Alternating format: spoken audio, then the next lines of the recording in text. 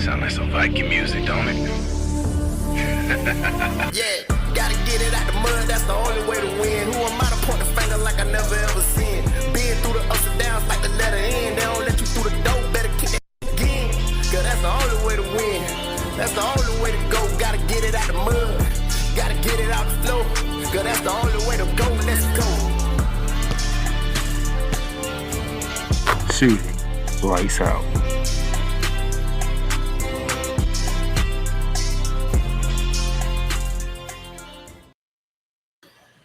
Well, ladies and gentlemen, welcome to Shooting Lights Out as we get ready to close out our Olympic coverage of Team USA.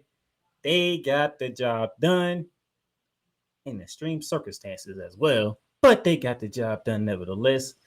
We are here to recap what took place over the weekend as the 33rd Olympiads are officially over, and then all trails lead to Los Angeles, California for 2028. But I'm not alone.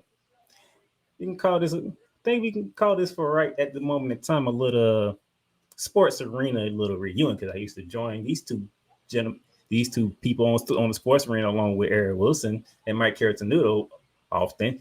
First up, she's back. She took care of some stuff. But I know she kept up with Team USA. The queen of hoops herself, Miss Megan Price. Hello. How you doing? I'm doing really well. Busy week, but it was a great finals. Can't wait to break down both of them. And joining us again, he enjoyed the first time he was there. He said he wanted another go at it. Also, who joins Megan Price on the sports arena on Monday nights at 10:30 p.m. Ray Lynn, Mr. Sports Way Without Pay. What's up, my brother? Megan, what's up? I ain't What's seen up? Megan in a long time, yo. Man, the baseball season is long, man. Like 145 games. So yeah. Yeah, that's a long It's been time. hectic. Yeah. Appreciate you having me back, sir. Man, I gotta get my boy back on. He didn't get the full dose of the last show. Hey, man, so things listen, happen, I just but- want you to know, like, I logged on the phone and it hit the Bluetooth in the truck and the intro was on. That's a whole bot, bro. I'm just saying though. It is. I like his intro a lot. Yeah, it was hitting. Shout out to my brother. He did another one for me for my college football podcast, but that would be on Wednesday. And, I think really, I think you'll like that intro too. Yeah, man, they just dropped the AP top 25 too. We came in at 9th. I ain't mad at it though. Losing Harbaugh, they don't expect much from us this year. We'll see. Well, unfortunately for me, I have to deal with Megan Price and Coach Jones because they both Longhorn friends. I think they came in at 3. Yep, they had 3. Were they 3 or 4? Yeah, I'm They good hurt. with that. It's hurt. yet to be seen. You know, we gotta win in those high pressure moments, you know.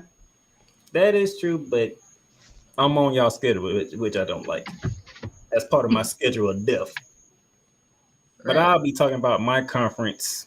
Well, I can say our conference now because you're a part of it now. It is. I'll be talking about our conference and going into week 1 of the college football season. And then hopefully a little later on, Coach Johnson will be joining us. Okay. So we're going to jump right into it. Let's go ahead and do our final around the Olympics segment.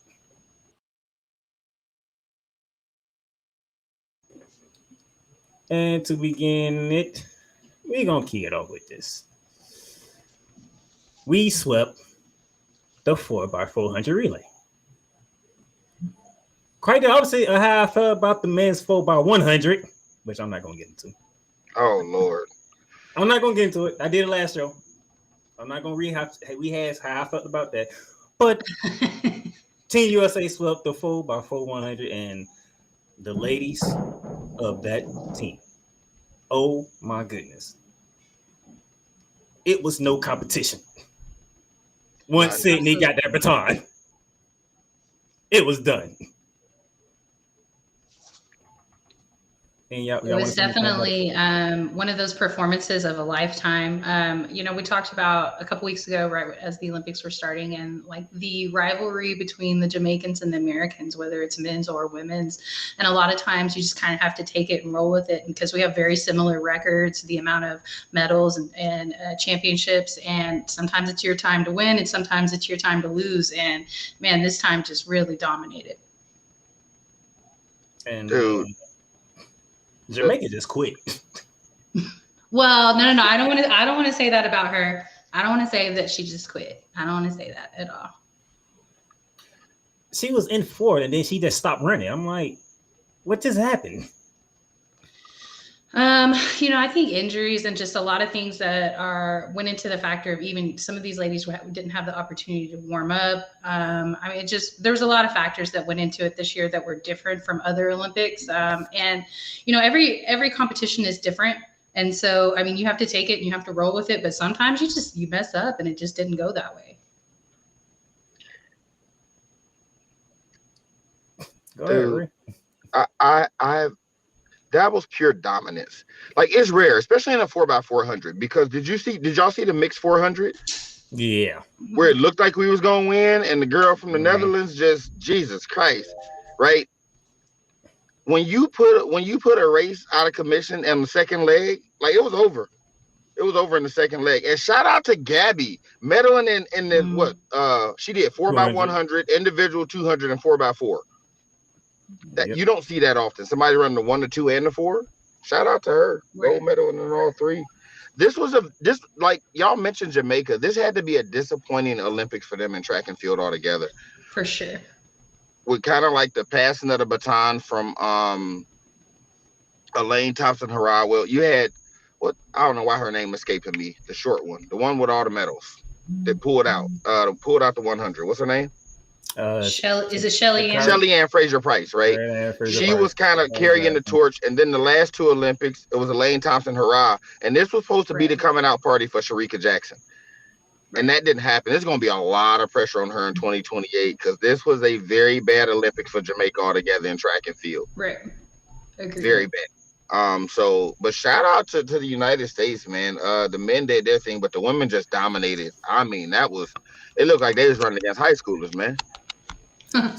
Yeah. Yep. And then Miss Russell, the 100-meter hurdle. What a performance, man. You use the word dominant, like just what a performance. She was not the favorite to even win that event. I know, right?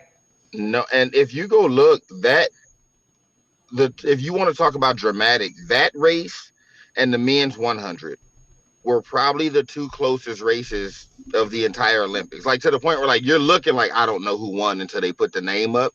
But listen, man, just not for nothing. If y'all get a chance, go on YouTube, go back and watch this race and look at the girl in lane 9. I just couldn't stop laughing at that. I think she hit about 4 of them, man. She hit, and then she just said, she just started running around them at that point. It was pretty funny. But the funny thing about her winning, I think she hit the opening hurdle. And then recovered and still won. So, yeah, shout out to her, man. McRowan went to a jump off with Kerr and came up just a tad bit short. But he did get silver. Kerr from New Zealand got gold in the long jump. So do you accept it in that moment? Yeah, it was a jump off, man. No. I mean, if you're like, I don't know if you heard the whole story. Oh yeah, I know you're talking about. They could have shared the gold. They could have shared gold, but they decided to do a jump. I know you accepted in that moment. I don't want to share nothing. Oh, so you're saying you wouldn't accept it then? No. Heck no. Yeah. No. Give me silver. We're not sharing anything. Clear-cut winners. No participation trophies. None of that. Well, that's what happened. So I don't like they were tied. And they had the option to share the gold or keep jumping. And he was the one that was like, no, we're going to keep jumping. Then he lost. I wasn't mad at it. No, not mad at it at all. We came for gold. Somebody got to get gold. Somebody got to take silver. Right. Yeah, you beat me or I'm going to beat you. One of the two. So and it wasn't like a one-off jump. They did like 4 different. They did like 4 different jumps. No. Well, they kept missing. They kept failing. And they kept having to go down until somebody completed the jump. And, I mean, at Right. that point, they probably had no legs, none of that. So Right. I ain't mad at him, though. He getting killed on Twitter, but I ain't mad at him. I ain't mad at him either. No, I He left respect that out it. there. I don't care if there's a event to leave it all on the line. It is the Olympics. Right. You can leave. He can leave and be like, "I give it everything I had." Right. I agree with that. Like, dude left his shoes out there on the wrestling mat. Yeah, Done did with it. everything I had. That's it. Right. That's the outcome. Now, Cutter Ellis, who was supposed to be a part of the 4x400 relay, Right. was replaced at the last minute. It's spicy for sure. But I think that you just have to decide, like, as far as when you're in that coaching position or you're in the one that's making those decisions about who's going to be there. It is what it is. You got to run with who you think you're going to get the gold with. See, the thing is, the initial decision, she wasn't going to be running. Right. She talked to the coach. They had a conversation, and the coach said, "All right, I will put you in." That's the problem. And then Agreed. right before the event, you're not going to be running. So, two things about that. One, if you're allowed substitutions, right? So it's a 4x whatever. Are the only people that get the medal the 4 people that ran? No, because the 16-year-old kid for the men's who did the first first heat when the men had to fight their way to get in, he still got a medal.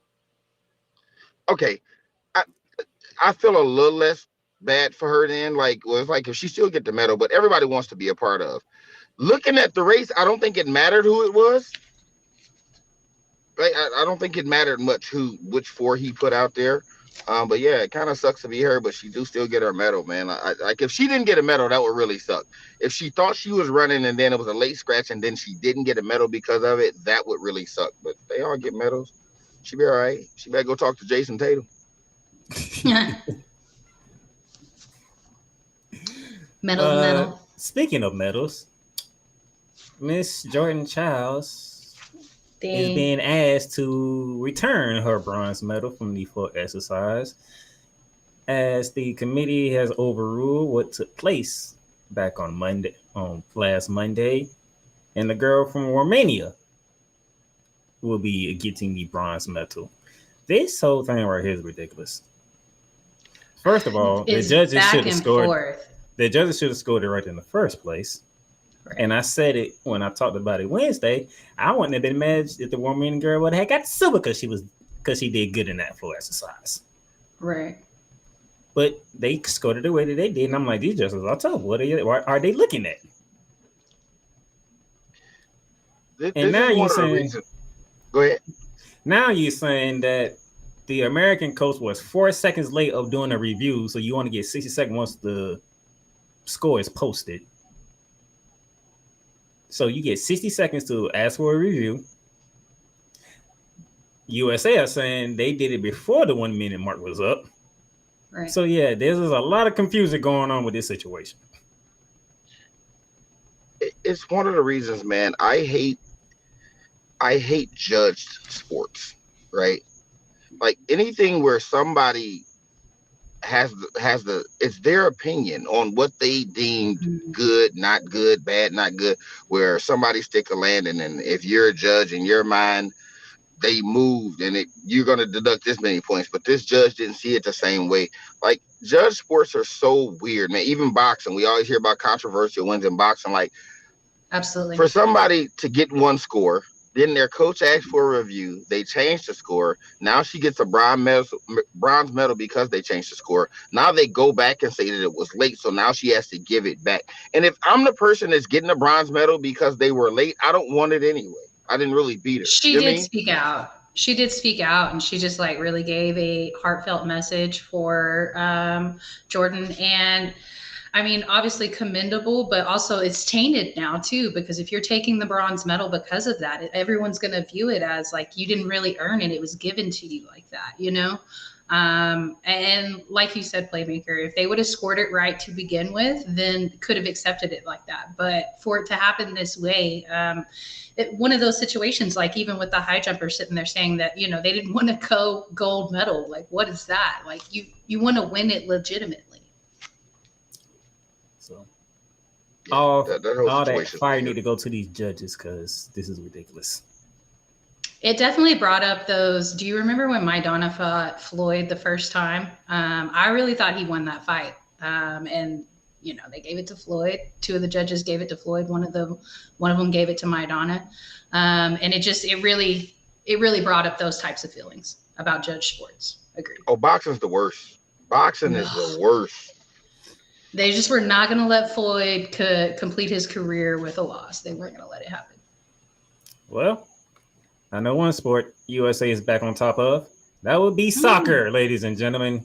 The women got it done. First medal since 2012. 12 years is a long time, especially with women's soccer. But they got it done 1-0 over Brazil. Swanson, in her comeback return, scored the lone goal for Team USA. I think that our three younger girls, which I mean, most of the squad is pretty young now, but the triple espresso, I think they're so cute. Their little nickname, I think it's really cute. I think that they have a wholesome vibe together and have just been a joy to watch them play. And whenever we saw them, what was it, 2 years ago, and the criticisms that they took, because I mean, obviously we saw a lot of ladies retire all around the same time. The national team was very aged there for a minute.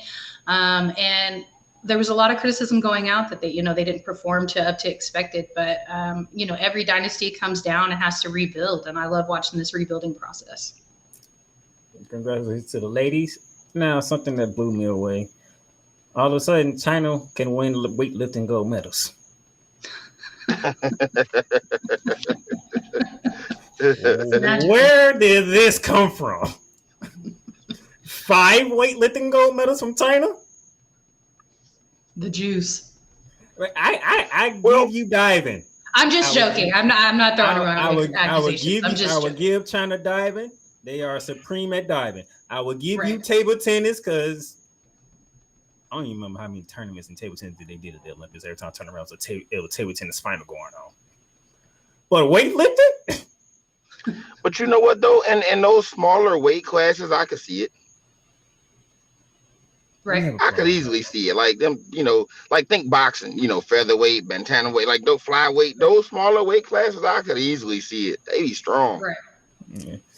Unfortunately, for the United States and women's volleyball, they would not be going back-to-back gold medal champions because Italy smoked them.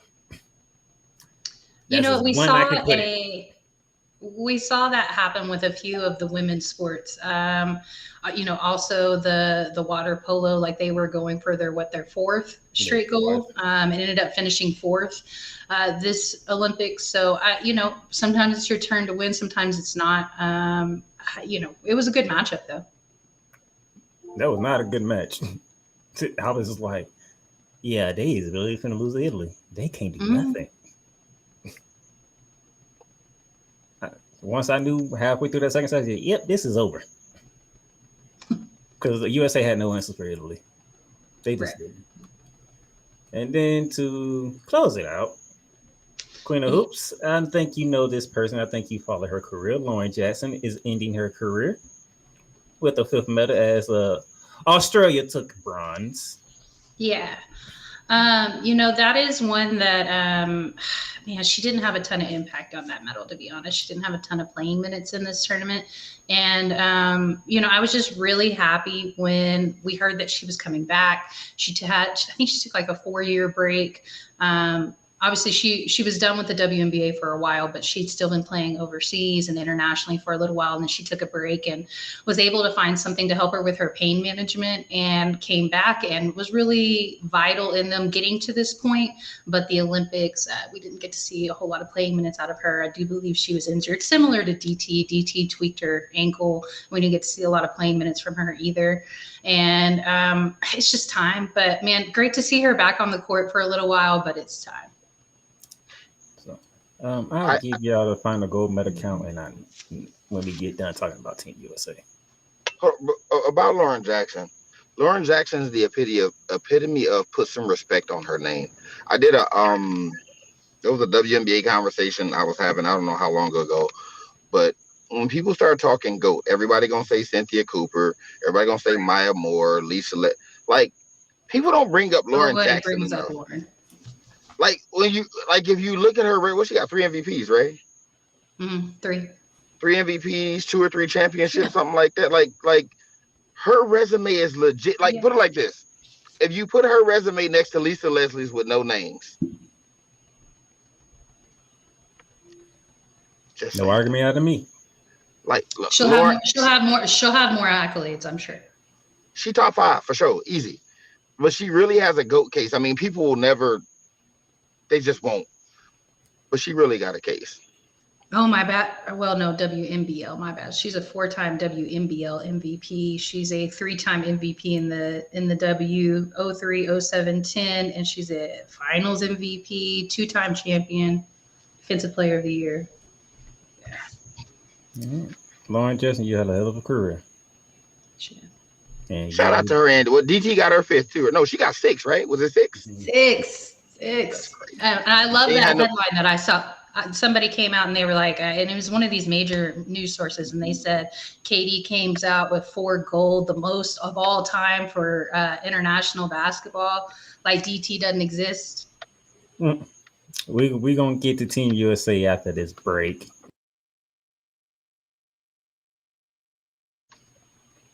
So when we come back, go, and more gold for Team USA.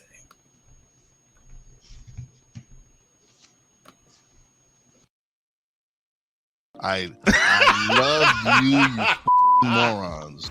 New Kids on the Block, New Edition, dear whatever the law firm is. Sincerely, the U.S. Supreme Court.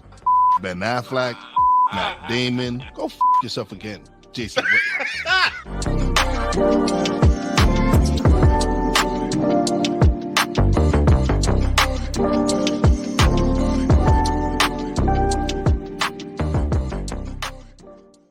Join Ryan McCarthy. I became a Jets fan because Kermit the Frog was my favorite Muppet because he was green, and the Jets wore green. That's how I became a Jets fan. And Dustin Henry. ESPN is cashing all in on let's pay a few personalities and we'll just kind of fill in the gaps. As they walk you through all of the world of sports from their perspective. The Albany Empire, it's a literal circus. No credentials required. Where, Ryan, say the tag. Where you don't need a press pass to talk sports. Every Monday at 8 p.m. Eastern, 7 p.m. Central. On YouTube and where you can find all podcasts. WWE Shop is your online source for all things WWE. Be a part of the excitement and score wrestling gear for big events like WrestleMania or SummerSlam. From current superstars to legends, from Raw to SmackDown to NXT. Don't miss this chance to shop for the most awesome WWE merch.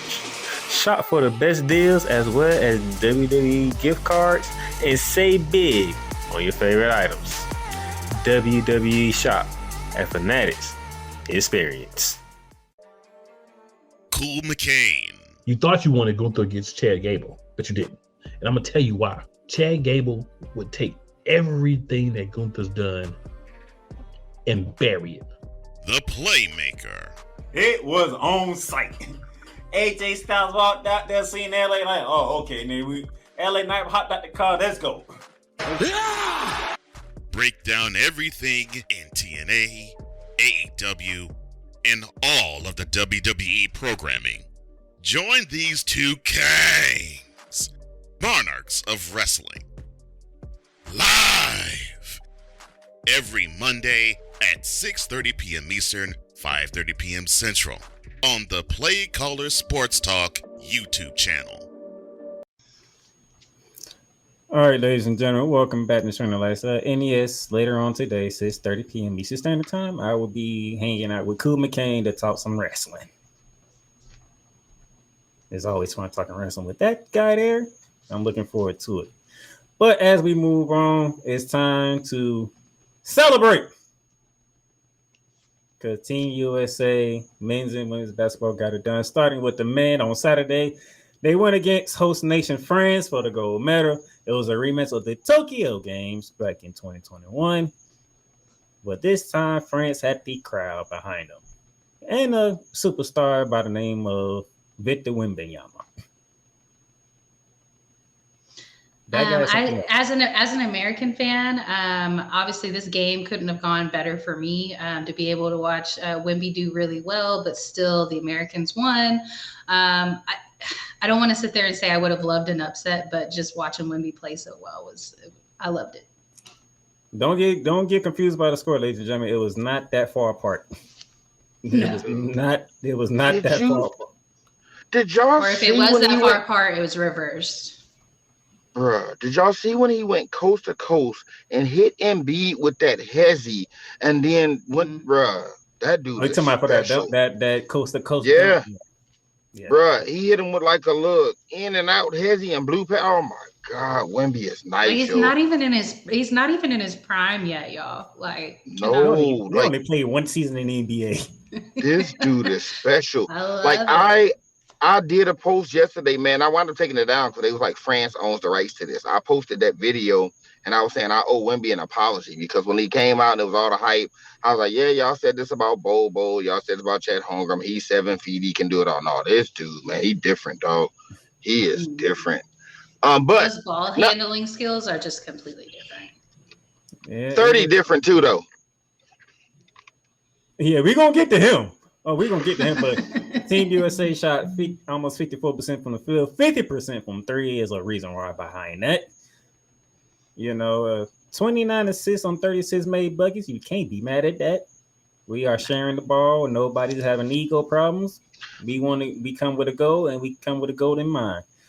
6 blocks, 4 of them from Anthony Davis. All right, That's very telling. Yes. We had 6 blocks, and the team with Wemby and Gobert had 1. That's very telling. I agree with that. No. I want to jump into that real quick. This is y'all's defensive player of the year. What, 4-time defensive player or 3-time defensive player of the year? 4. He's a fraud. He shouldn't even got the 4th one. If we're being completely honest. I know he didn't have better stats than Wemby. They just didn't want to give him defensive player of the year and rookie. I was giving it to Anthony Davis. That's fine too, that's fine. But And Wemby Anthony had the Davis better stats. And the crazy thing is, out of the 6 blocks, Anthony Davis got 4 of them. I get it. I wasn't mad at Gobert winning defensive player of the year. Meh. In a grand scheme of things type situation, because he turned a basement team into a defensive powerhouse overnight, literally overnight. Okay. Minnesota's never been like, you never looked at Minnesota like, oh, they're gonna lie. Like, and they turned to the number 1 defense in the NBA, and that had a lot to do with him. Like, he's really good at like positional defense, being where he's supposed to be, boxing and stuff like that. He do like a lot of small stuff that's like, he still be getting cooked a lot. I mean, like, so everybody's like, oh, he don't have that many blocks. Oh, he's food on defense. But he do a lot of things right on defense, and he turned that team into, like, I looked at it from that standpoint. Is he the best defender in the NBA? No, he's not better than Anthony Davis. He's not. Wemby is, man, I'm telling you, that dude's next level. But I understood why he won it. Like, and people never gonna look past, like, he get played off the floor a lot, like he did in this Olympics, where it's like he getting pulled out the game because he can't get his own bucket, right? And when you got him on the floor with Wemby, all he doing is crowding space for him. So, yeah, it's a lot of hate that goes Gobert's way, and I get it. But I understood him winning it, even though Wemby's going to win 5 of them in his career. You can believe that. Oh yeah, no. I know it's coming. This was a task for Team USA. They wanted to make sure that the basketball royalty remains with USA on top, which they did. Now, LeBron James got MVP. Now, I know a lot of people out there is complaining that it should have been Steph Curry. But if you know anything about Olympic basketball, they cover all the games. We talking the 3 group Right. games It and wasn't the 3 just the knockout championship games. game. Yeah, it wasn't just the championship game. Now, don't get me wrong, Steph was amazing in the championship game and then the fourth quarter of a couple of different other games also. But it didn't equate to what LeBron did during this run. And I'm not a LeBron fan. I think mine is actually the most underrated one that was in for me was actually Devin Booker. I think what he had to do was integral in this gold. And I really enjoyed watching his championship performance. But let's get to the man.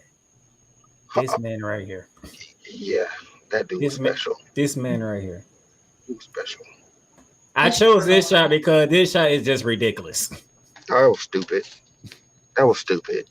Like, this man, Chef Curry, 24 points, 8 for 14 from the field, which 8 from 13 from 3-point range, which tells you where all his points came from. He also had 5 assists, and then the fourth quarter with 2:45 left in the game. Took over the game. Well, France cut it down. France cut it down to 3. We're gonna go back up. He said, "Okay, Curry." Yeah, right." France go down, make another bucket. Steph Curry says, "All right, we're gonna open up some more." It was just crazy, and for me, and shout out to Noah Eagle for the call, because I will forever remember what Steph Curry did and Noah Eagle saying, "This is that quote." A golden dagger. You know what my problem is? Forget the Olympic Committee or whoever voted for the MVP. As a fan of sports, I understand LeBron James getting an MVP. Like, I don't even disagree with it. Had Steph won it, I wouldn't have been upset about that either. The inconsistency with media and fans is what bothers me. Because if you go back to, we talking Steph Curry, if you go back to 2015, Steph Curry was clearly the best player on Golden State. He had the best numbers on Golden State. And everybody said Iggy deserved the finals MVP because in games 4, 5, and 6, he was inserted into the starting lineup, played well, and it shifted the series. He wasn't even starting in games 1, 2, and 3, right? If you can apply that logic, or you can look at Jason Tatum and say, yes, he averaged the most points. Yes, he averaged the most rebounds. Yes, he averaged the most assists. But Jaylen Brown showed up when it mattered the most in the bigger moments. If you can say that about those situations, then you understand that in the 2 games that mattered the most, they don't win either one of those games without Steph Curry. The 2 medal games, where everybody else played awful against Serbia. And he just carried the whole team. And what did he do? Took over in the 4th again. Like, against Serbia was more of a combination of the 3 of them, but Steph hit some big shots late in that game. And then this game, like you said, the game got within 3, and he said, come on, just jump on my back. Like, and we're talking a team with other MVPs on it, man. He on the floor with LeBron James, Kevin Durant, Joel Embiid, Anthony. Like, he's on the floor. These are the stars of stars. And he said, I got it. Had he won, I'd have been okay. Again, over the totality of the thing, LeBron James was phenomenal. I think he led the team in rebounds, assists, steals, was second in points. I get it. Championship performance when it mattered most, that man right there, number 4, he showed out, man. And I think though that I think what sways it for me between the 2, even though like I can absolutely see it going Steph's way and I would be fine with that, is those 10 assists from Braun in the championship game. Like those 10 assists, like you kind of have to equate some of those points to that too. And I think that just shows the leader that he is. Like he saw at that moment, like Steph's got the hot hand, we got to ride with it. And so he continued to get him the ball and make those plays and those shots available. And so for me, I think that's kind of what set it apart for me. Not to mention that he had a triple-double last game. Yep, he did. Right. That's what I'm saying. Yeah, Brown. Not did to his mention thing. that 50 behind the back corner pocket pass to Devin Booker between 2 French guys. You know what's really crazy, man? We talking about a 40-year-old, a 35-year-old, and then KD was out. KD's what, 34? No, KD's older than Steph. 34. So KD's 36. He got to be. Steph is 35. KD got to be 36. Like, they still look like the best players in the world, man. They do. Hey, that's crazy. Now you know why me and Cole deemed this team Avengers when LeBron made that tweet. Unbelievable. Like, man. so we finna get okay. I already see what's going on here, and shout out to LeBron James because he said because he was asked, "What you call this team? Avengers?" What do you think about? What do y'all think about 28 though? 28 is gonna be interesting. Similar to the W, I think the faces of the NBA are changing right now. And I think that we start to see Edwards. I think we see him push forward. I think we see Ja Morant on that team as well. And the two of them together, that sounds exciting. I talk about I'm Lob not City. worried, but I'm not worried about our guards at all. Our guards on our wings. Like we have a pick of the litter, right? Like Halliburton. If I'm Tatum, I don't even want to come back. But Halliburton, Tatum, Ja Morant, Anthony Edwards, Booker may give it one more run. Then you got some other young guns. You got Trae Young. You got Jalen Brunson, De'Aaron Fox. Like you have a litany of guys to pick from. Paolo Banchero, Brandon Ingram. The problem is, who are you gonna send? We have to play Joker, Wemby, and Greek Freak. Like who? All we have is Bam I Adebayo. say I'm not super worried about Greece. Sorry. Hey, I like Giannis, but whenever you need more than just one star on your team. We got 4 years to figure that out, and plus we got 2 years to figure it out. We'll be going to the World Cup for FIBA. For sure. Which we all know FIBA is like they don't even take FIBA seriously. So we got time to figure it out. Let's continue on, because the ladies, y'all thought the men scared me. Oh my gosh. We're talking 60 straight Olympic wins. And all because Gabby Williams had to hurry up and get the shot off and couldn't see where she was at on the court. A 2-point bucket was the difference between United States winning 67-66 over host nation France for the gold medal. And I got to say, this is the worst that I've seen Team USA play on the women's side. Yeah, for sure. This might have been the biggest upset, and I don't know if I want to say the history of sports, but this would have been up there, man. This would have been up there had they lost. Man. Yeah, I got to agree with that. It was definitely feeling like it was going to be possibly the biggest loss of all time. And even still with a win, the way that the game ended, it feels like we need a redeem team, like it just feels like it didn't go the way we expected. France is not the team that we were prepared to be playing in the finals. I think we thought it was going to be Germany or Belgium. We have a tough time with both of those teams. Belgium gives us fits all the time. Side note, Emma Miesemann is really good at basketball, but I don't think we expected this out of France. Now, don't get me wrong, Gabby Williams, we know exactly who Gabby is. And when she stayed out of the W the last 2 years because she was dedicating her time to her national team, I think that absolutely showed in this championship performance and even the run up until there. Because, like I said, I did not expect them to get past Belgium. So, man, they were super good. Maureen Johannes off the bench was pretty clutch too, and then LeCan as well. So between the two of them, they had 16 off of the bench. And, there were some question marks about our rotations, about some of the players that were even selected on the USA side, because they selected 3 different injured players. BG, groin injury right a week before the WNBA All-Star game. DT messed up her ankle a couple of weeks before the WNBA All-Star game. Nafisa Collier messed up her ankle 4.5 weeks right before WNBA All-Star. So we picked 3 different players that were injured. 4, Chelsea Gray. And Chelsea Gray, we only got to see her for 2 games before WNBA All-Star as well. So, there's some question marks when it comes to coaching and rotations. And I don't know. It feels like we need another redeem team. All right. Ladies and gentlemen, Cole Johnson is in the building. Why does Gerald ruin another team? Why? This is what it sounds like when them boys cry. What's up with you and the Cowboys, man? What is up with you and the Cowboys? What? You can do that at 4 o'clock, all right? You can do that at 4 o'clock. How you doing, Ray? How you doing, Megan? I'm good. I would say this. I did not expect our faces when Brianna Stewart and Asia Wilson to have a tough time scoring around the bucket. Like Asia Wilson, she had 21. She could have easily went for 50. You know what? The stat that jumps out to me, and we shot a lot of free throws. Look at the field goal attempts on the screen right now. Yes.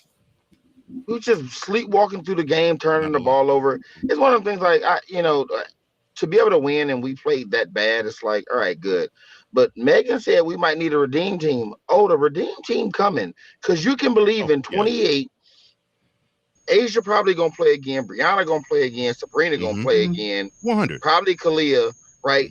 But you can guarantee that rookie class from this year, along with Paige and Juju, they coming. Paige, Juju, Caitlin, Angel, Cameron, they all coming next. Like, Angel, please. We're just going to reestablish our dominance. Like, it's going to go back to 30, 40-point blowouts. Because I was thinking that, like, the rest of the world isn't even remotely close to catching up to the women. I don't think. No, I agree with that. This was an anomaly. I don't think they are. However, I do think this 1-point victory in the gold medal game is actually a good thing. Because I think Team USA has to understand, all right, if we don't play our best game and say if a jump shot wasn't 2 feet longer, we might be talking about an overtime gold medal game, and you don't know what's going to happen, and you had a bad shooting day. So you had a real bad shooting day, and the team that you're playing against, they didn't have the best of shooting days, but they hit a key bucket here, key bucket there. You're talking about having a silver medal instead of a gold. So I think this is actually this should be motivation for Team USA, where it's like, yeah, this 8th straight gold is great, but man, we almost gave this gold up by not playing our best. 8 straight gold. Asia Wilson, she got the MVP at the Olympics. Deserve it, but I would be remiss. Averaged a double-double, like definitely. I would be remiss if I didn't bring up Kahleah. First off, facts. I'm a flex. I'm gonna put it back on Facebook again today because she was balling. I met her when I was out at covering the Super Bowl. She dope, right? Little small flex, but like we were talking about Lauren Jackson's resume yesterday. Asia Wilson's resume right now. Man, I don't know if y'all seen the picture with her and all the trophies. Like Jesus Christ, man. And you can go ahead and pencil in another MVP. Oh yeah, I already said that race is over. For sure. I've been said that race is done. Now, to play devil's advocate, what we saw this year, and this is one of those weird things. Like when you look, it'll come full circle. When people go, Miami doesn't win without Ray Allen's shot, right? You go, yeah, but they're not even there without LeBron. He's the most valuable guy. When you looked at them this year, you saw they really, really need Chelsea Gray. Like they need her. They're a totally different team without her. They were a 500 team while she was out.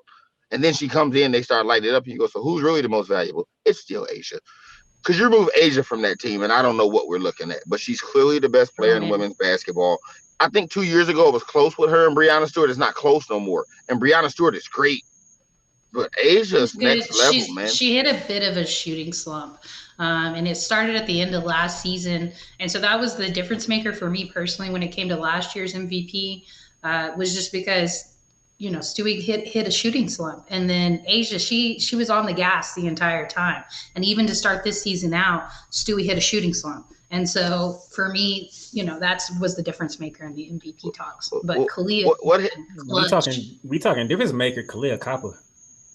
Yeah, clutch. I don't know. We talking about 8 straight gold medal one for Kahleah Copper. And I want to shout out KP too, because they both had 12 points off of the bench. So the amount of time and playing minutes that they got, they really capitalized. And thank goodness for that, because once again, Stewie had a shooting slump. But it wasn't just her, Low key, she's having a heck of a season, like right now.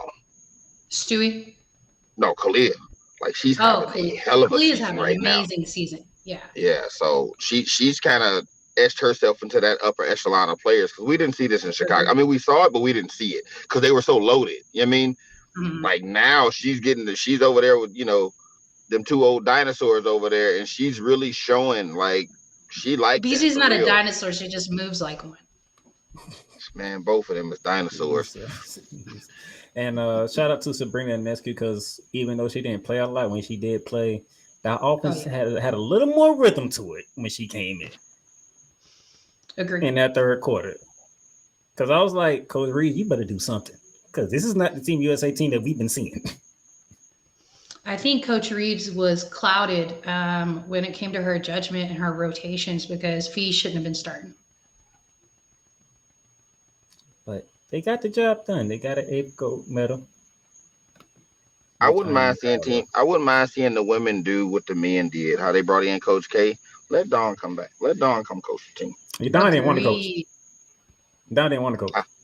Dawn said she did her one. You know who they give it to? MLK Kara. Give it to Kara Lawson. She will get us the gold. So the men 5 straight gold, the women unprecedented 8 straight gold, and still haven't lost since '92. Not for nothing, Megan's not gonna like this. I saw this on social media too.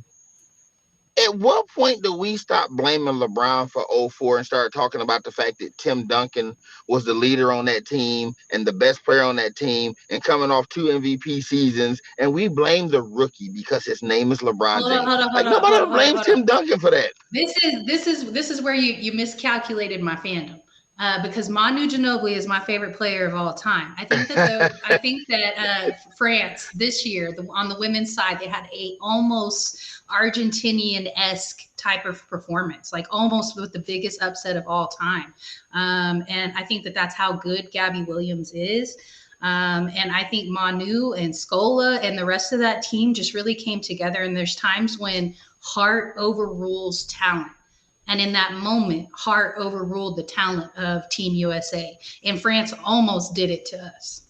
Yeah, they almost did. I mean, I was doing that to mess with you because Tim Duncan was, you talking 02, 03, he won MVP championship in 99, 03, and 05, right? Like, so at that time, what was this, the 92? Oh, hold on. And MVP, finals MVP all of those years too. Right. Well, 99 and 03. I think 05 was Tony Parker. Or 07 was Tony Parker. Yeah. Point being, Tim Duncan was top 2, top 3 in the league. The way the Olympic game is played, it is what it is. I really fought Marbury and Iverson more, right? The fit was just bad. Everything was wrong. We started sending regular people instead of all of our stars, and then you come back in 08 with the Redeem team. But I'm simply saying nobody ever says, man, Tim Duncan won bronze. You don't even hear about it. True. They gonna remind you LeBron did it. People was hoping for it too. That's the crazy part. People was hoping. I don't think that there's a lot of people that run around and say Tim Duncan was the GOAT though. Like you're gonna hear some fanatic Spurs fans say it, and you're gonna hear people say he's top 5. You're gonna hear that a lot, but you're not gonna hear a ton of people say, "Oh, he's the greatest of all time." He might be arguably the greatest at his position of all time, maybe, but. I don't think you're running around saying, hey, he's the greatest to ever do it. And LeBron is in that conversation. The final medal count, Team USA with 126 total medals, maybe 125, depending on what they do with Jordan Childs' bronze medal. But it still don't matter. They still eclipse everybody by 30 medals. And then they tied with China. With the amount of athletes that participated too. Like I think ours were almost double what China had going. So not to knock Team USA, but just saying like what China did with what they had is pretty impressive too. They have 40 gold medals along with Team USA. I mean, first off, man, they need to get rid of about 15 Olympic events. Like breakdancing, come on. Breakdance would not be it was a one and done. It was a one and done. Breakdance would not be in LA. Breakdance would not be in LA. I can confirm that. Flag football would be in LA. Lacrosse would be in LA. I think that'll be interesting. Yeah, lacrosse would be in LA. It's some baseball / softball would be in LA. that's too much. Wait, hold man. on. They did agree to let baseball be back in the Olympics. 2028. Oh, I love that. I love that. Did y'all and y'all? I mean, y'all obviously been covering. Did y'all catch that? My man used to be in the NBA, was playing beach volleyball. Yes. We Oh, talked. Chase Budinger. Yeah. Like, beach volleyball's a sport. Ping pong. No, is a it's sport. common. Like, It's a common thing, I guess, because one, especially in women, you see a lot of basketball players that are also volleyball players. Their the stature, leaping ability. it translates really well. Wilt was a really great volleyball player as well, Wilt Chamberlain. So I think it's something about the physique translates. Speaking of women, and Megan will love this. The women of Team USA accounted for 65% of the total medals for the United States. Oh man, I just hope that that's something that moves people in a direction of supporting and recognizing female athletes in America, because you go across the world and the way that female athletes are treated in America is not the same in other places. And so, I think that this is a really positive move. Awesome for them. And check this out, Ray. If we take out the men for the United States, right, and just let's count all the women's medals, they would finish third in the medal count. So let me be devil's advocate for a second. Not negative, just devil's advocate. Just like I just said about basketball, right? We got to think overall in the world, like sports, however many years ago, was predominantly a male thing, right? The United States is probably more progressive than most in terms of, like, take basketball, for instance. Like, the rest of the countries aren't even close to where after 92, I still don't buy into the people have caught up with the United States. They haven't. The world totally has more talent, but no single country is even close to the United States, right? Basketball is even worse on the women's side, right?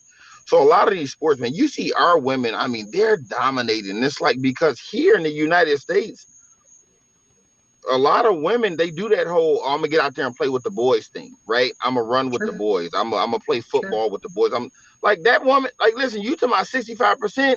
Ledecky had that count for 20 of them herself. I mean, like, but she was dominating, right? Like, I think the talent gap for our women to the rest of the world is significantly greater than what the talent gap in, let's say, what our men to whatever is. You know what I mean?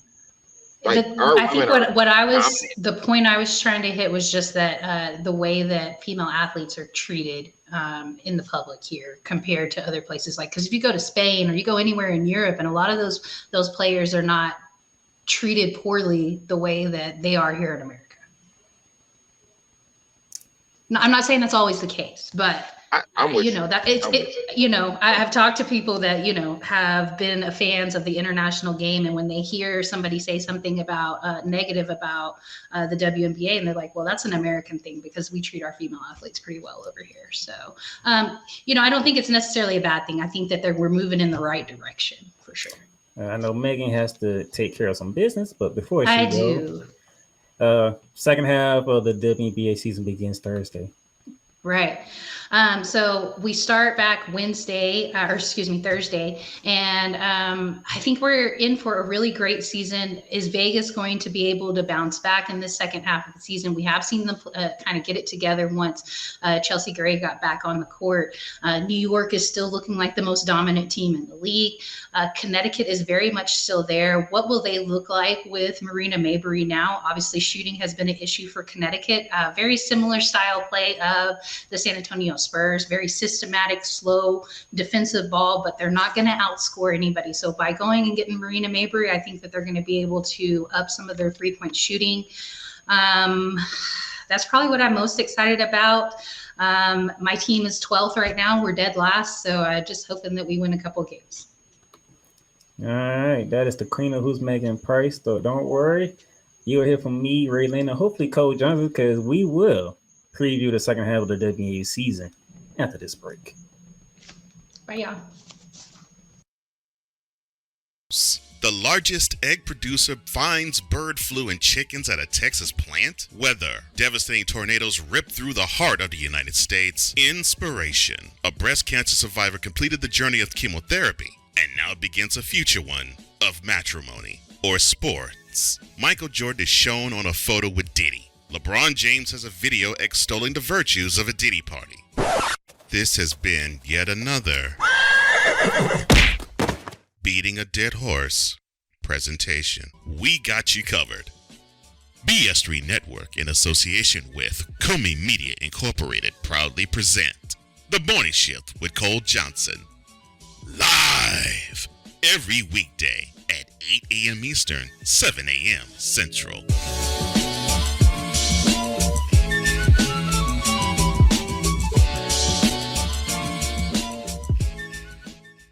Welcome, ladies and gentlemen, to another edition of Into the Net FC. Kylian Mbappe just all of a sudden finally understood his role, and I think he finally understood that everything Kylian Mbappe has accomplished already, there is still a hell of a lot waiting for him in the future. Kylian Mbappe is only 24 years old.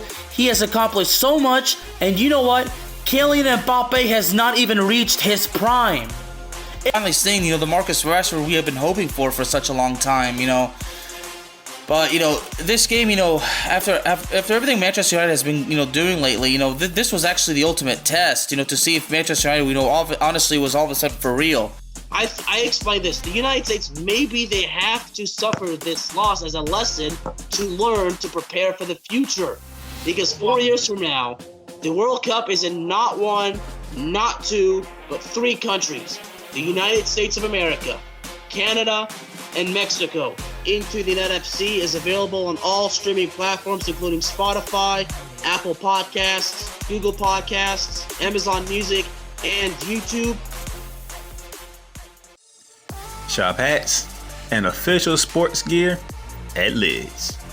Liz is the leader and #1 destination for hats, gears, and everything that moves you, making it the perfect shop for fans to find official sports hats, merchandise, and gear. Represent your team, your town, and your style with a snapback adjustable fitted hat or beanie from thousands of college and pro teams. Browse the very latest sports jerseys and t-shirts from the best teams out there. Liz has officially licensed professional and college sport team apparel and hats featuring the hottest brands and trends. Shop online or visit one of the 100 stores across the country. Locker Rooms by Liz. Hey, Eagles fan.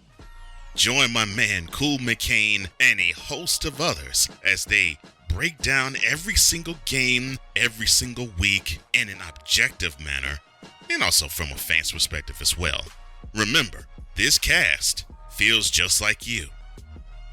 Nobody likes you. And you don't care. Fly, Eagles, fly. Eagles Elite Podcast. Every Wednesday at 8:30 p.m. Eastern on YouTube and other podcast outlets.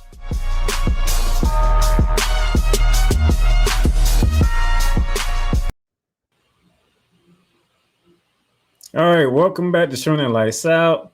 My man Ray Lynn's in the building. Cole Johnson is back in the building. And before we get to the WNBA, Cole Johnson, you wasn't here when we talked about the men's side. So anything you want to say as the men captured their 5th consecutive gold medal? You're muted, sir. Muted. Thank you, Ray. Thank you, Playmaker. From the positive end, when they needed any type of action down the stretch in the semifinal and the gold medal game, Steph Curry, he came to the rescue. He was the player that I think we all have seen. He sort of took the clock back a couple of years, and he showed that jumper's wet still, and that he is the greatest shooter ever in the game, and that was needed. And kudos to the rest of the team for recognizing his hot hand and letting him stroke it.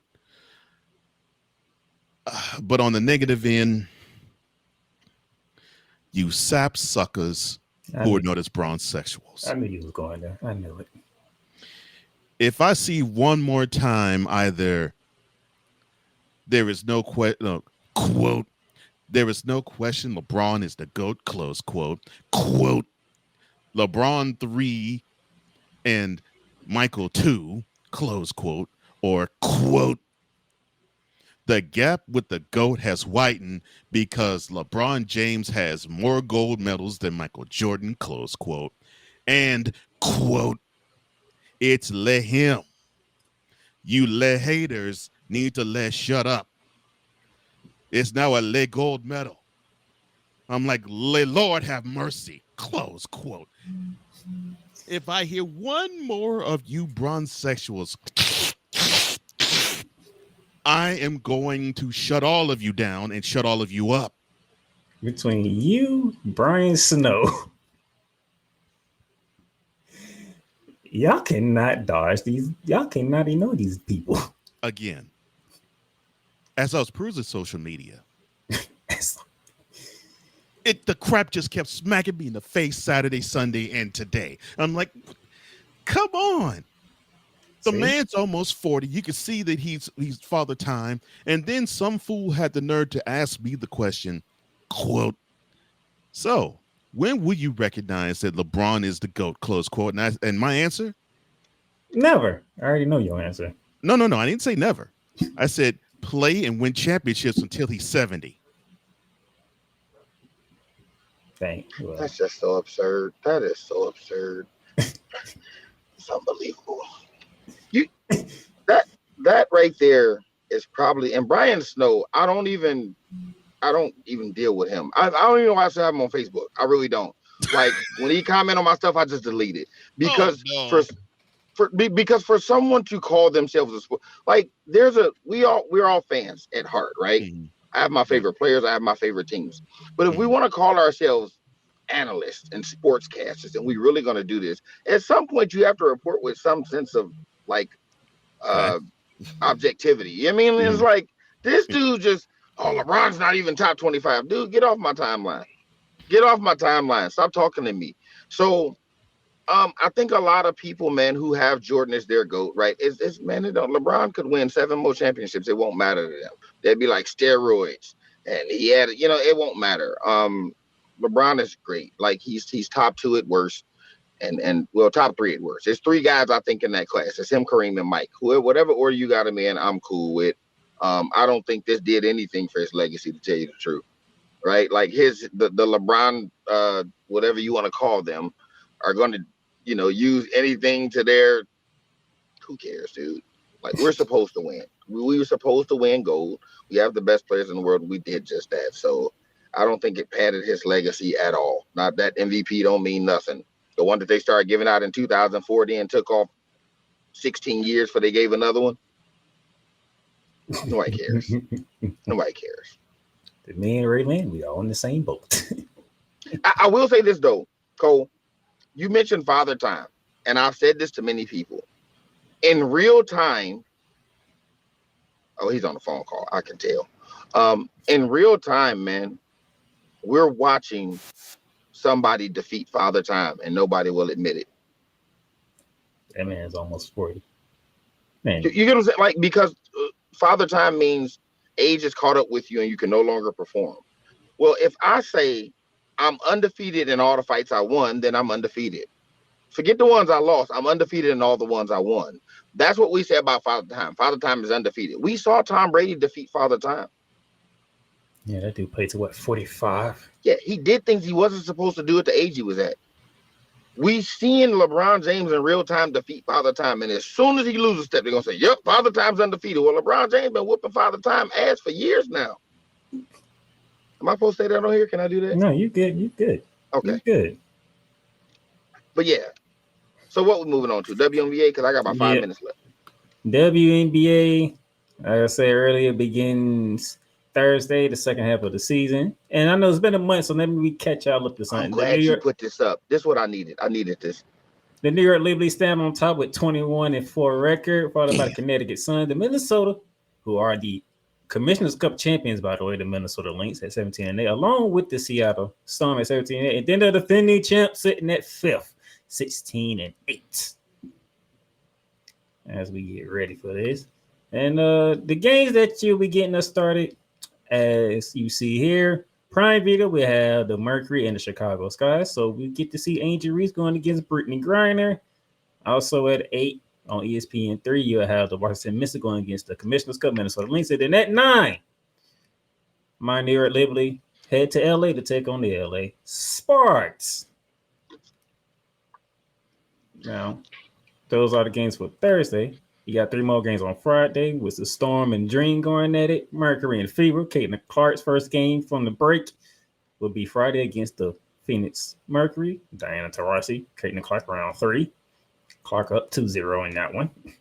And then the Kinetic Sun taking on Megan Price's Dallas Wings. And those of you who are gamblers and want to know the odds, it's still Vegas and New York currently. And it's not even close. All right, so go ahead. Sounds about right.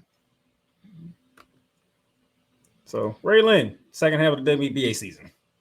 Got you. Can you do me a favor? Can you pull those standings back up? Is that possible? Yeah, I got you. So here's my second half thoughts, predictions. One, you can go ahead and write Asia Wilson's name on the MVP. I said that already. I get it, man. The African American community would love to make a case, but Caitlin Clark is going to win Rookie of the Year, and it's in fact, I don't think it's going to be close by the time it's said and done. Agreed. Right. 8 teams make the playoffs, right? I was one of the ones that was on the injuries bandwagon until we got to the final games before the break, and I'm like, yeah, Caitlin Clark. Yeah, Caitlin just started going crazy. She's starting to figure it out, man. She really did. What 8 teams make it, right? So the 18. So currently, if the playoffs the playoffs would have started today, Chicago would be in the playoffs. Chicago. So this is what the WNBA needs to happen, right? They need Vegas to either drop down to the 6 seed, which it doesn't look like it's going to happen, or they need Vegas to be the 3 seed. And here and if Vegas can make it to the 3 seed, they need Indy to jump up to the 6 seed. And here's why they need that to happen. The world needs Indiana versus Vegas in the first round. They need that, or we need Indiana versus New York in the first round. And this is why. The ratings have already shown people are going to tune in to watch Caitlin Clark. You're the WNBA.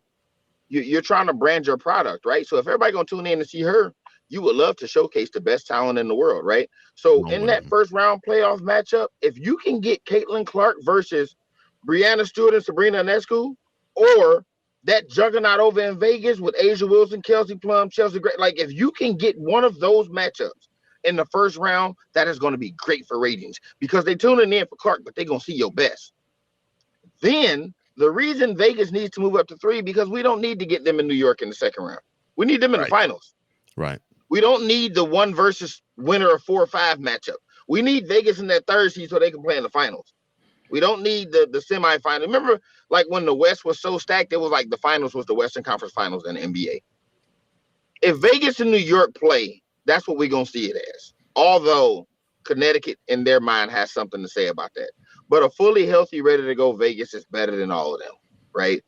So we need Brianna Stewart, Sabrina Ionescu, Asia Wilson, Kelsey Plum, Chelsea. We need that in the finals.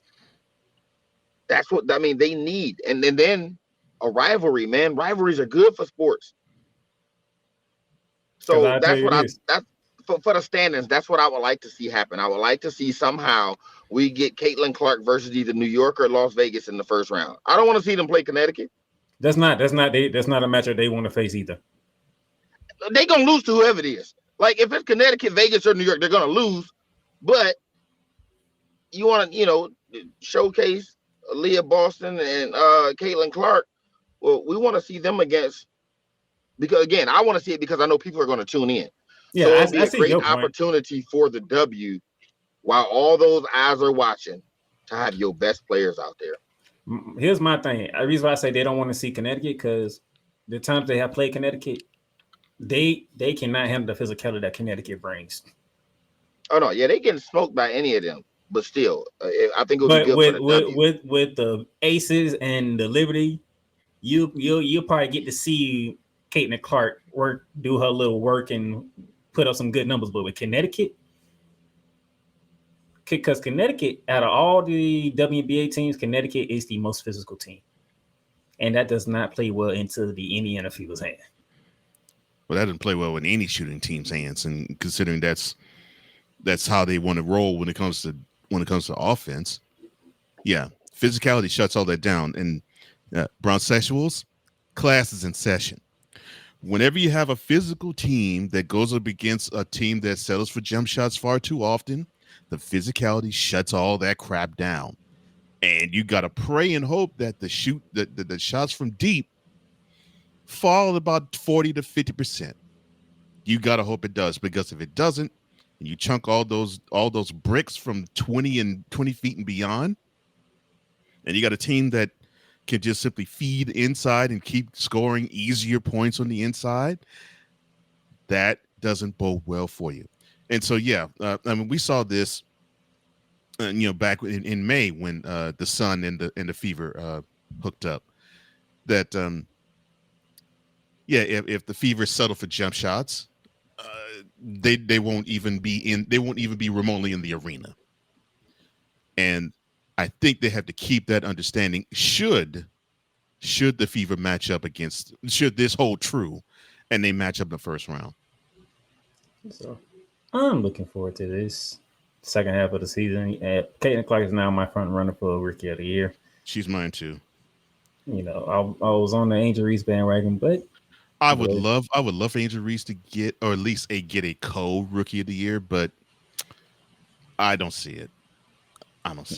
It's going to be an interesting way to get everything started. And I'm pretty sure things are not going to hold up, because I'm pretty sure Vegas is going to come. They're like, all right, y'all had the first half. Now we're going to come back and show you why we are the two-time champions that they are. And we're going to see Vegas move it up. Yeah, while the reigning MVP proves that, well, that trophy is going nowhere. I want to see how AT, those of you who don't know who AT is, Alyssa Thomas, how she's doing, because she's playing. Come to find out, and I found this out during the Olympics, Coach Johnson. Mm-hmm. AT is playing with a dislocated shoulder, or a dislocated rotator cuff in both shoulders. That girl physical too. Yes. Man. That explains why I'm not getting the numbers that I usually get from her. Man. Kudos to her for being tough. Wow. Oh man. And from what the report says, she'd elected not to get surgery until after the season. Oh, so yeah, she's gonna be limping to the finish line for sure. And so we're talking another 2 months before she even gets prep for surgery. Wow. So yeah. And then we'll see the health on the Fisher Curry, because Minnesota needs her. That's their star. Mm-hmm. And if she's not 100%, hopefully she is, because she just went through the Olympics and played every game.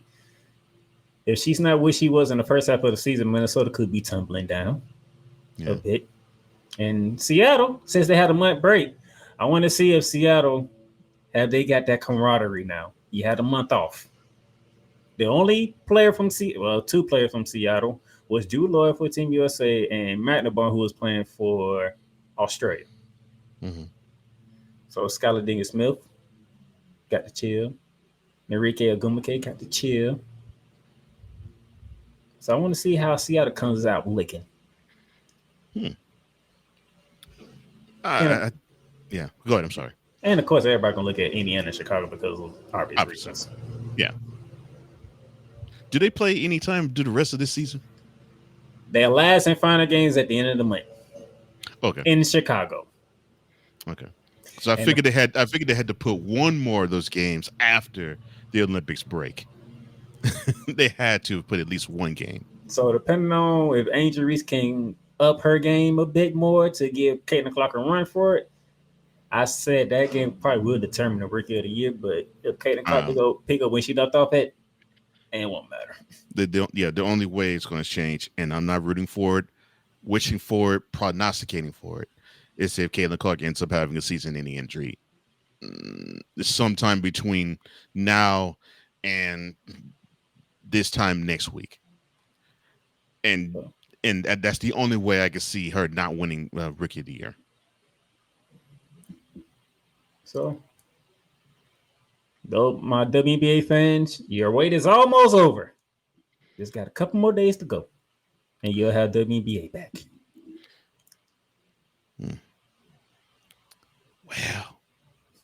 Well.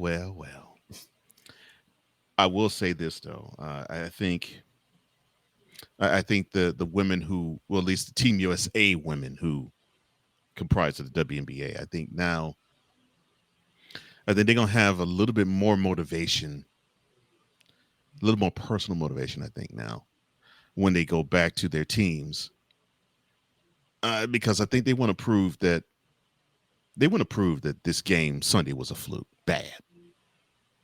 They want to prove that as a collective that was a fluke. So I'm looking forward to this second half of this WNBA season because I think these women want to show up and show out and ball. And that only bodes well for the league. Hey, and consequent to everybody else, those of you who are trying to say people ain't showing up to these Olympic Games for the women, well, millions of people disagree with you. As they should have. Those games were watched a lot. Yeah, as they should have. The talent is fire. Oh, I'm so glad you mentioned that. Memo to people like Dave Portnoy and Jason Whitlock. You all were belly aching, crying, and you were going into your bag. I would say that you were grabbing a member, but you would actually have to possess one to actually grab it. But you all were just in your bag so much saying, Kahleah Clark, wow, she should be on Team USA. It's a travesty, it's a foul, and nobody's going to be watching the team. Kahleah Clark, it's a travesty. But get rid of Team USA because Kahleah Clark, our savior, will not be on the team. And not appreciating the talent that's already on the team. And oh, by the way, it's a prodigious amount of talent that's on it. So you all belly-ached and cried about, well, the attention should have been more on the girls and more on the women because Kahleah Clark would do that. So you would actually agree to have her be on the bench, and basically she would be playing the role of Christian Laettner, where she might get 4 or 5 minutes. Or Diana Taurasi, who didn't play in the gold medal game at all. That's what I'm saying. Yeah. She would probably get maybe 4 or 5 minutes in the Olympics altogether. No, they did the right thing. And plus, the woman has been playing. Same thing with Angel Reese. They've been playing since October. I mean, nonstop. Because, you had the Final Four and the Elite Eight. That was in early April. Then you had the draft. And then the season began in May. They barely had a break between the time NCAA's playoffs and the Final Four were over and when the WNBA season began. Definitely the preseason. So this was a welcome respite for both of them. Shoot, Kahleah Clark fell off the grid and Angel Reese was living her best life. And they needed to do that. And Angel Reese was actually in Paris to support the WNBA team, I think, for like the first or second couple of games. Mm-hmm. And they needed to do that. I'm like, you just want them to just power through. They play from 1 October to the next without a break. No. Mm-mm. And I think Angel Reese was there for another reason too. She wanted that taste. No, but what 2028 gonna be like. She probably want to know what 2028 is going to be like, and she probably wanted to look at some eye candy for her. And look, no problem. Do you buy you bully? I don't care. Do you? But yeah, it just was upsetting to me that you had these people say, I'm rooting for the other team and I'm not rooting for Team USA because Kahleah Clark's not on the squad. How lack of balls of you. I think I'll put it that way. And yeah, I can say that for about all the dudes out there who were saying they want Team USA to lose because LeBron was on the team. I don't give a crap about that. I mean, look, like we really rooting against our own country because of certain players. Is this what that's we where actually we are. come to? This is really where we are. Well, I mean, Dave Portnoy was acting a fool. He rooted against Team USA because of Steve Kerr not playing Jason Tatum against Serbia both games. You have two guys on this screen here who are nowhere close to being LeBron fans. Nope. Don't hate him.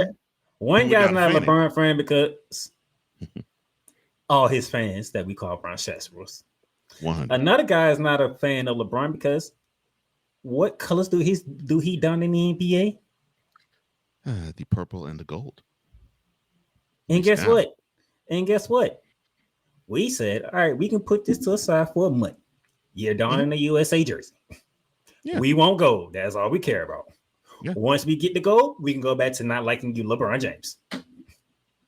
Which mission accomplished.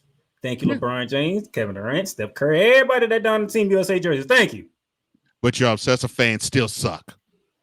Now, when October gets here, guess what? Me and Coach Johnson are gonna go right back to picking on the Lakers, including LeBron James.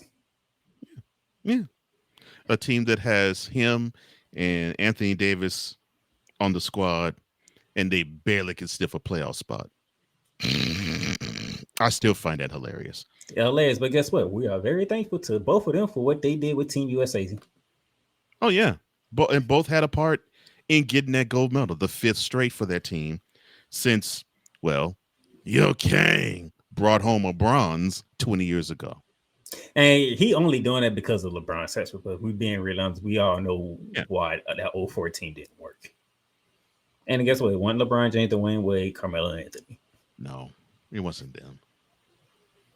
No. But you had to point the finger at the Carlos Boozers and the Allen Iversons of the world. And I hate that because I love Allen Iverson, but the truth is the truth. But Cole does say that's to mess with Bronxestrals. Yeah. If people gonna if you're going to in for argument's sake, eschew certain facts like, well, Jordan only scored 2 points against Puerto Rico, shooting 1 for 11 from the field, but my Kang averaged 10, 6, and 7, I think, when they played Puerto Rico this time in Paris. I'm like, okay. And then they say, well, LeBron has 3 gold medals to Jordan's 2. I'm like, well, 2 things. 1, LeBron has a bronze. And 2, Jordan still undefeated. Undefeated in the finals, undefeated in Olympics play. Can Yo Kang say the same thing with either? No. And so it upsets me when I see unbiased arguments, and then of course I was waiting for the hypocrisy to come, and it finally came. Playmaker. It made me happy to see this because I said to them, so if someone were to say, well, Jordan has 6 Larry Bryant trophies to LeBron's 4, then they would say, well, no, you can't look at that. That's not the way you judge how good or how strong a player is. No, it's the PER rating. It's the shooting percentage. It's the most points in the career.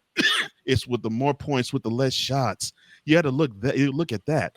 That's what you have to look at. But then when LeBron gets his 3rd gold medal, all those joystick stroking suckers said the GOAT debate's over. LeBron with 3 gold medals, Michael Jordan with 2. And you know what the funny thing is? You clowns. In 08, Kobe was the difference in that team. Kobe was the main difference on that team. And then because they took after his lead in that whole buildup from when he joined the team, which I think was like late 2006, early 2007. They took his lead from then until they won the gold medal. And then 2012, that was about Melo. Yeah, Melo was the man. That was about Melo. Yeah, Melo was the man in Beijing. Nobody was talking about LeBron in 2012. They were talking about Melo. Mm-hmm. And guess what? Guess who came off the bench? Melo. Mm-hmm. And by the way, thank you, Bogdanovich, for acknowledging Melo, because if it weren't for you, they wouldn't have went that ham in the fourth quarter. Fool should not have done that. You had it perfectly laid out. You had a great shooting day. You were shooting lights out 3 quarters. Your defense was on point, and then you had to poke the bear doing this.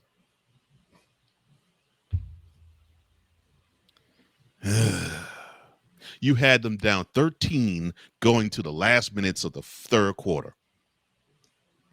But this, you just had to do it.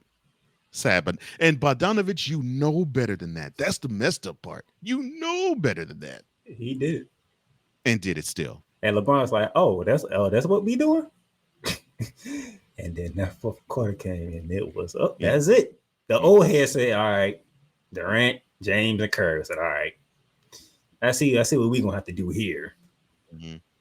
Yeah, we're gonna shut this young cub up, and then credit to them, they did. Collectively they did. Cool. Curry kept them in the game, and Curry sealed the deal, but collectively they got them back in the game, and they got them the lead. What's up, Cool? I'll be seeing you in about a few hours. Cool. What's up, brother? But hey, it's been a great Olympics. What's your takeaway from the Olympics, sir? Let me see. Take away from the Olympics. Paris was a great host. I had to give them much credit. I enjoyed probably the most unique opening ceremony that I've ever seen. Now, there are certain things I could have done without during the ceremony, but the fact that they didn't do it in the stadium as they normally did, actually like they did in the closing ceremony and hosting it at the Stade de France, they decided to hold the opening ceremony sailing down the Seine, and I thought that was a beautiful thing. We got a chance to see the different big time points of interest of the city. You know, Notre Dame Cathedral, the Louvre, Grand Palais, some of the venues that, of course, are bordering the Seine too. The Eiffel Tower, obviously. Not to mention that I used to be a gamer, so shout out to the person who was dressed up like an Assassin's Creed. That was great. Yeah. So, but yeah, the opening ceremony was great. Like I said, some things I could have done without, but still, it was great. The big minus for me is you knew the Seine River wasn't safe for some of those Ironman athletes to actually swim in that river, and they still contracted diseases when they got to the river. That's the only big time minus I have about the games. Other than that, it was great to see new champions like the Italian women volleyball team. Although the matchup with the women's side, of course, was USA versus Brazil. That happened in the semifinal. But it was great to see a new team in Italy raise up. So we might have a new power in women's volleyball. Noah Lyles, I mean, he pumped his gums. He ended up being the fastest man alive. But the 200 meters, not so much. And yes, I know he had COVID, but he shouldn't have acted as though he was shot with a whole bunch of vitamin C before the race, and then acted as though he got shot like he was Old Yeller after. But I digress. Sha'Carri Richardson, congratulations, dear. Look, that silver that you took home in the 100 meter, you're going to have a better opportunity to get a gold when we do this again in LA. And the Parisian officials at Stade de France, they did you and the Jamaican women a disservice. But it showed that you had a lot of metal. You powered through, not only in walking an hour extra to get inside the stadium, but to run when it was wet and slick. I give you mad credit. And although you got a silver, and we have a new champion from St. Lucia, if I'm not mistaken, I think that's the first medal they got ever. Mm-hmm. That's a beautiful thing. And you showed graciousness in defeat too, and then you got a chance to shine at the end in the 4x100 meter relay, where you showed your gift. You may start off the block slow, but my goodness, you know how to close speed. I mean, you know how to close distances. You know how to open up distances in the straightaway, and you did your thing. So congratulations to you. I mean, Sydney. That Sydney woman's different. McLaughlin Laverne. That woman's different. She's a straight stud and a half. That's all I can say. That's all I got to say about that. She's different. Good gracious. I mean, I think she got stronger as the Olympics went on. I mean, she was solid in Tokyo. She was even stronger in Paris, and she looks like she could do it again in LA. And if she does, I'm all for it. I'm here for it. I think she's gonna do it again because I think she wants that 50 flat. She wants to be on. She wants to run a sub 50. Yeah, if she wants to run a sub 50-second 400 meter, I'm all for it. And I want to see then, it. And then she can do it in her home country too. And do it in her own homeland. Yep. The Coliseum, the USC, I'm just letting you know, in 4 years, if Sydney does that, the Coliseum might get broken down. Just saying. Yeah, congratulations. And congratulations to Gabby Thomas. That 4x100. I'm like, as soon as Sydney got that baton, that race was done. Mm-hmm. That race was done. Mm-hmm. Let me see what else. Oh yeah, definitely Simone. And actually cool. We talked about it earlier. Yeah, I was about to say. Playmaker actually touched on that women won the 65% of the golds. Look, shout out to Simone Biles. She showed world class athleticism and sportsmanship in this same games. I mean, she of course, to me, she rubber stamped the fact that she's the greatest gymnast in the history of the sport. Won gold for the women in the all arounds. Won all gold for the team.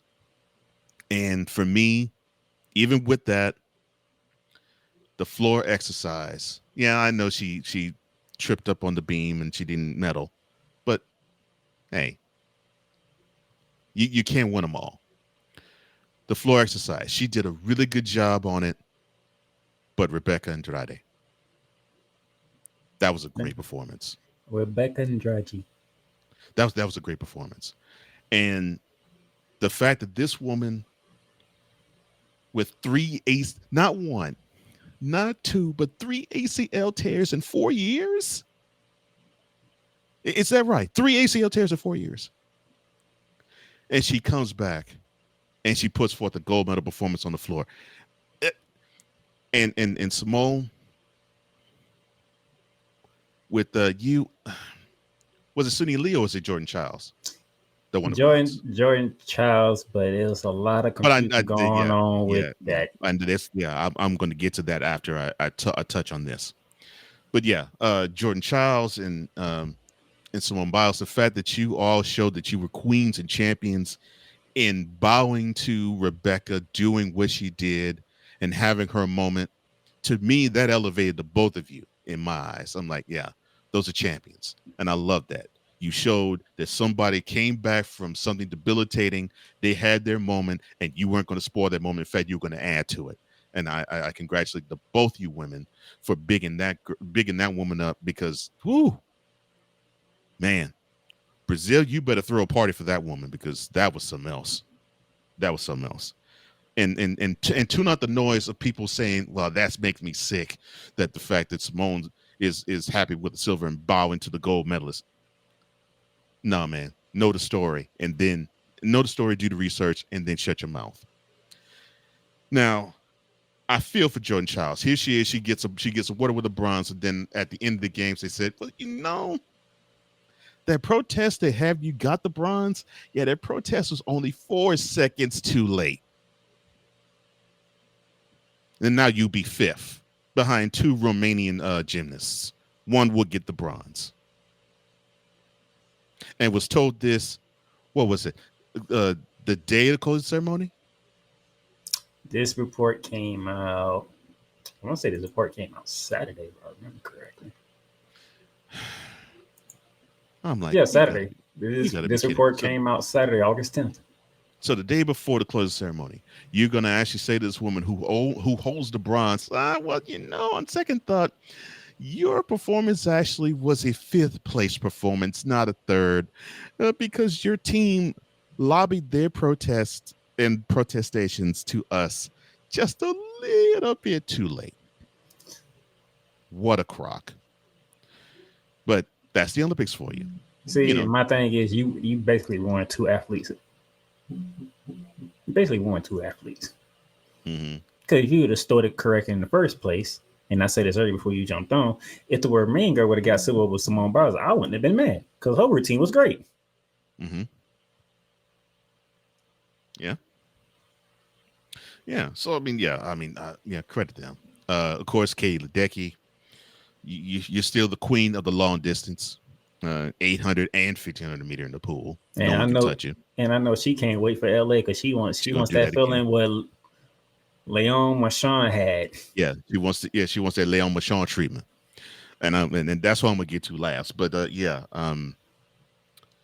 and yes, I'm loving the pool rivalry between Australia and USA. I want that to continue. I want them to keep barking at each other. Oh, it's gonna get even more serious now. It's great theater in a friendly way, people. Doesn't say it's great theater, but it's great friendly competition. I love it. I love it. That gets me pumped for watching the pool in 4 years, especially on the women's side. I want to see that. I want to see more of that. And then there's the Chinese. There was someone who I think you saw this question. How the heck they got 40 gold medals? Well, if you saw these two divers that I saw and there was 2 American divers that was like synchronized diving that they did bang up. They did a great job. I mean, a great job. And they could not hold a finger, and they couldn't even hold a candle to these 2 Chinese women. Ooh. Cole, you weren't here, but they had 5 gold medals in weightlifting. Yeah. Yeah, look. China is coming for the Americans. Chinese has some athletes. I know this just from Yao, just for following Yao. I mean, they got athletes. They're not just this docile group of people. They have some athletes. But yeah, Chinese, shout out to the Chinese team. And yes, I'm saying this right now out loud in public. Shout out to the Chinese team. They, however you train them, keep training them because they some athletes, man. Especially them divers. Jeez. Oh, we ain't touching diving. I don't care. We're not touching diving. Especially them divers. Oh, okay, we're not touching diving. We're not touching table tennis. That's theirs. Oh yeah, table tennis is all theirs. But oh my gosh, I was coming up in weightlifting. Yeah. Oh no. But I was so happy I caught them diving. I was like, oh my gosh. The last time I saw beautiful diving like this was Greg Louganis, and we're talking 35 years ago. I'm like, jeez, this is gorgeous.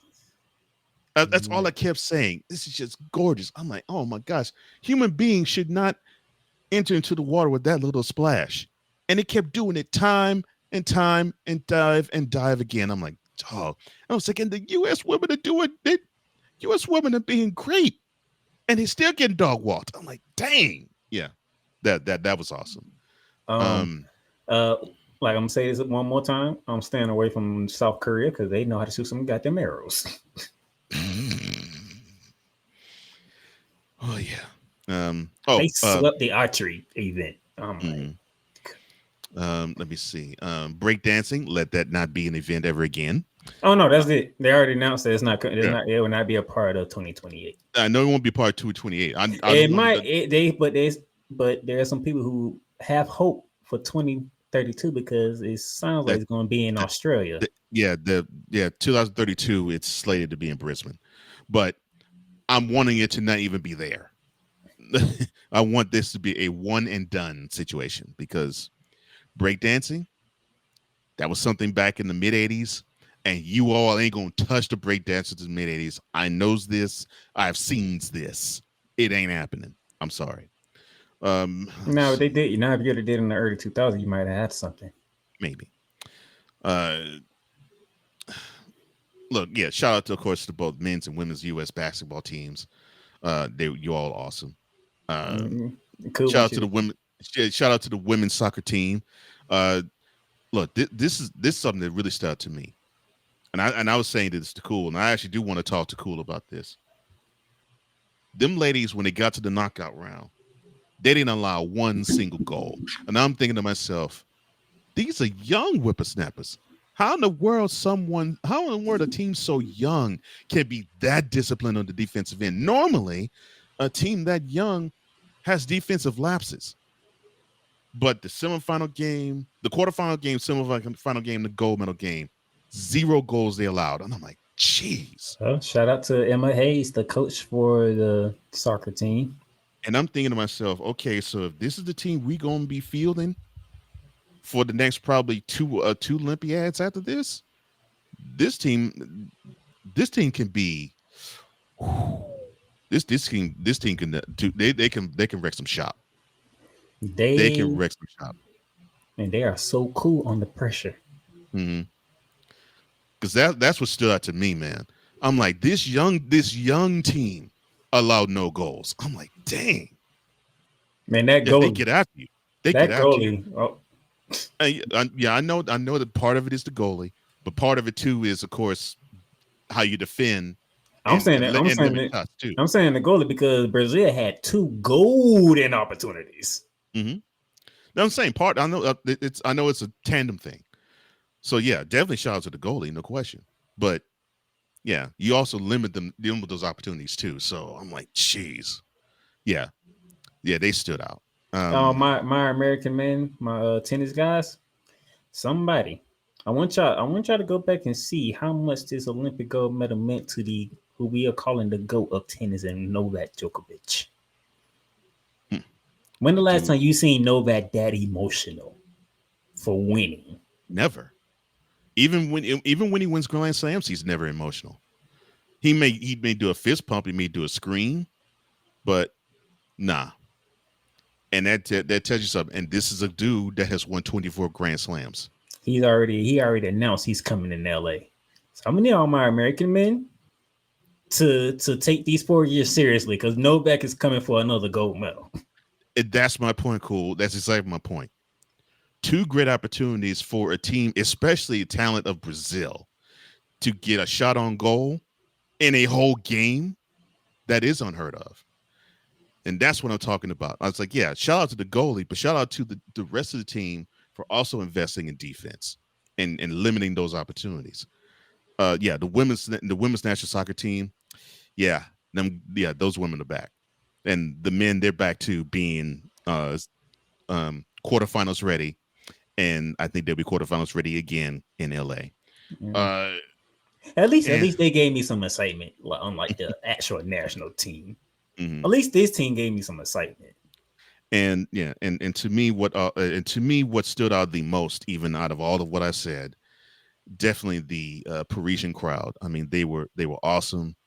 They were lively. They were respectful, unless your name is Joel Embiid.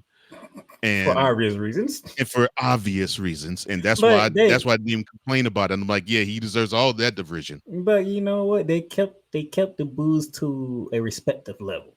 That's what I'm saying. It wasn't ridiculous. It was sports level. I'm like, okay, so it's cool. But they were they were respectful. They were pumped for their team, and I love that. They were pumped for their home countrymen and women. I love that. But I also love that they bigged up Steph Curry when he had his moment in the gold medal game. I was like, okay, it almost reminded me of a Madison Square Garden crowd. Like if LeBron went off in the last 5 minutes of the game, you would actually hear cheers. That's what it sort of reminded me of. I was like, that was cool. So yeah, that was a great moment. The crowd was wonderful. For one more time, shout out to Noah Eagle because he will forever be remembered for me with this call. Golden dagger. Oh, a golden dagger sounding like his father Iron. But But yeah, to me, the biggest moment, Leon Marchand. He got a chance to get a hero's welcome, and the dude did not disappoint. 4 gold medals. 4 gold medals in the pool. And when you see that, all you could do is just be happy. So yeah, congratulations to Leon. Was the best stroke or the butterfly stroke? Well, I don't remember which one it is, but every time his head came out the water, the crowd chanted. I'm like, I've never seen anything like this. That was beautiful. Yeah. So Paris, give yourself a round of applause. You all were a great host, and I would love to see the games go back there. Dude, even the commentators like, I'm looking forward to 2028, but man, I don't want this to end because that's how great they was having fun in Paris.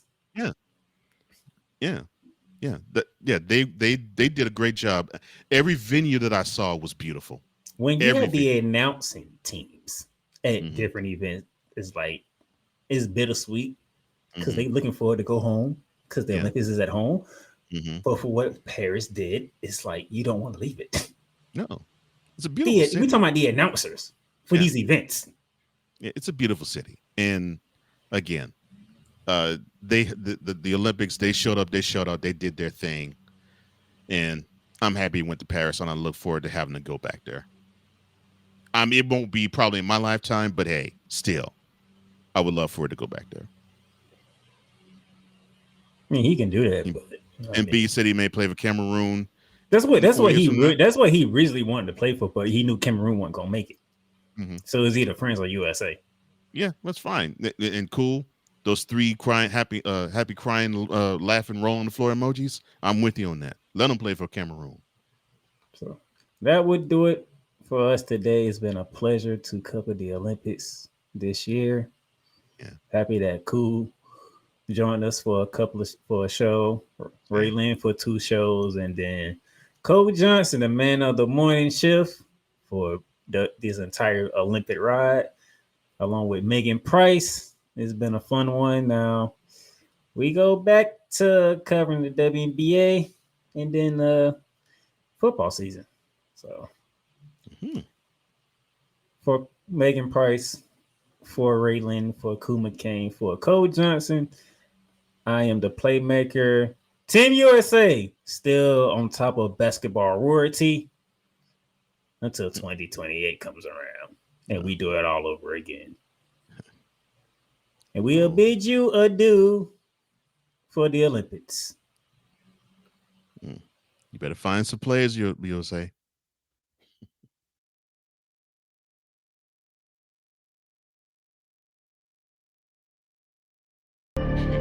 You've done great. But you can't stop here.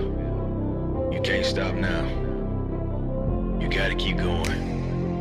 Through all your trials and your tribulations, you gotta keep pushing. Now, finish your canvas. Yeah, gotta get it out the mud, that's the only way to win. Who am I to point the finger like I never ever seen? Been through the ups and downs like the letter N. They don't let you through the door, better kick that again.